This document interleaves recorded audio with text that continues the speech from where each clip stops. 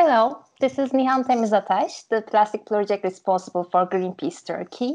Today we have a special guest who is doing tremendous work as the lead on plastic for Greenpeace UK. Huge thanks to Louise for giving this interview for us. Louise, it was frustrating to see the BBC report which shows mixed and non-recyclable plastics were burned in the middle of nowhere in the southern Turkey. How come this case could happen? What do you think who the responsible authorities are? Yeah, sadly, it's no surprise to hear of UK and other countries' waste being burned in Turkey. The reality is that since China said no to being the world's waste dump back in 2018, the developed world's waste has been bouncing around the world. So first, waste started to flow towards Malaysia, Vietnam, Thailand. Then they became aware there was a huge problem, and they had the same kind of problems where they found that waste was being burnt in the middle of communities, not being recycled. So they closed their doors. And now we see that that waste is now going to Turkey. If you look at the trade statistics, Turkey is now the top destination for UK plastic waste. Mm-hmm. Also, this was what we have seen from the Eurostat 2019 data. Turkey imported 160,000 tons of plastic just from the UK in the first place. Why do you think the UK sent such waste to Turkey and Turkey accepted? In terms of why the UK exports its waste, basically, like all countries, we produce too much plastic. A lot of that plastic cannot be recycled and has nowhere to go apart from being buried in landfill in the ground or being burnt in an incinerator. But we find that there is actually a lot of it is being exported for recycling. But the reality that we found in Greenpeace on-the-ground investigations in, Turkey, but also in places like Malaysia, we find that a lot of the waste is not being recycled. So it's basically being dumped in other countries. So it's a real mystery to me why Turkey is accepting this UK waste, given that the most recent global data that we have suggests that Turkey only recycles 1% of its own plastic waste. So clearly, it's not in a position to handle the rest of the world's waste. My guess would be that somebody somewhere is making a lot of money from these imports. And clearly that's happening at the expense of local communities where this waste is being dumped or even worse, burned. There is also another issue about the lack of audit processes and the transparency issues about the public data in Turkey. How are the audits and transparency processes going in the UK? They could be better. In the UK, we have the Environment Agency, and they're supposed to ensure that only permitted types of waste leave the country, and they have the power to do spot checks on exports. But the problem is they have a lot of issues, not just plastic waste or waste exports to cover, and they are very underfunded.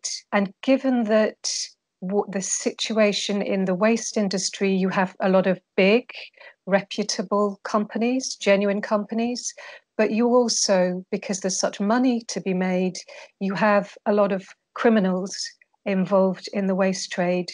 So you often find when the Environment Agency do open up a shipment full of hundreds of containers, individual containers with waste inside, at the very front, there is legal waste, proper recyclable waste. But when they pull away and they dig further into the container, there is just dirty, non-recyclable waste that is clearly going to be dumped. So that's a big problem, and not one that we have the resources to really control. Regarding the countries that the UK is exporting to, what's the Turkey's ranking among those countries? If you look back to 2018 and before, the UK originally exported the majority of its waste and its plastic to China. Mm-hmm. Then China closed its doors. It said, we've had enough of being the world's dumping ground. And then we found that UK waste went to Vietnam, Malaysia, also Thailand, some to Poland, a little bit to Turkey. Mm-hmm. What we found in the last year or so, since Malaysia, for instance, has said, we don't want your contaminated waste, we are sending it back. Perfectly, quite rightly, they've been sending back contaminated shipments to countries. The waste trade has switched. So most of the waste that was going there is now going to Turkey. Is there any data consistency about the recycling rate? Because I wonder what's the recycling rate of the municipal waste as well as the packaging waste. What happens to those waste which cannot be recycled in the UK? So if you look at household waste in the UK, roughly speaking, just under half of it is recycled in some way, and just over half of it is either burned in an incinerator or it's buried in landfill. But what is missing from that data is the fact that a lot of that recycling that happens is based on exports. So the UK waste that you saw recently being burned in Turkey, that was clearly from the UK, mm-hmm. that would have shown up in our data as recycled. Obviously, it's not been. So clearly, our recycling figures are very over-optimistic. Lastly, what's the import to export ratio of the UK regarding plastic waste? Do you think there is a quality difference in terms of the waste that the UK imports on the contrary to the waste exports? According to Environment Agency figures, so the official figures in the UK, we don't actually import any plastic waste to the UK. Because plastic recycling just isn't economical, there isn't a big plastics recycling industry in the UK, so we don't, according to official figures, import any plastic waste. It's a pleasure to get some intelligence from you about the global plastic crisis and the waste trade. Would you like to add any insight for a plastic-free world?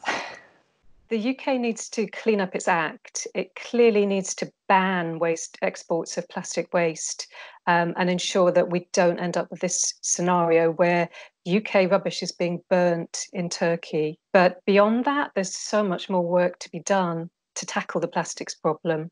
A report that came out recently, which crunched all of the data that we have on the plastics problem, what governments are saying they're going to do, what companies are saying they're going to do. It concluded that if everything that's been pledged by companies and corporates is done, our plastic pollution problem will go down by 7%.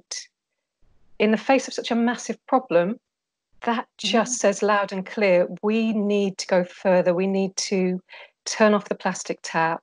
We need to severely ramp down plastic production.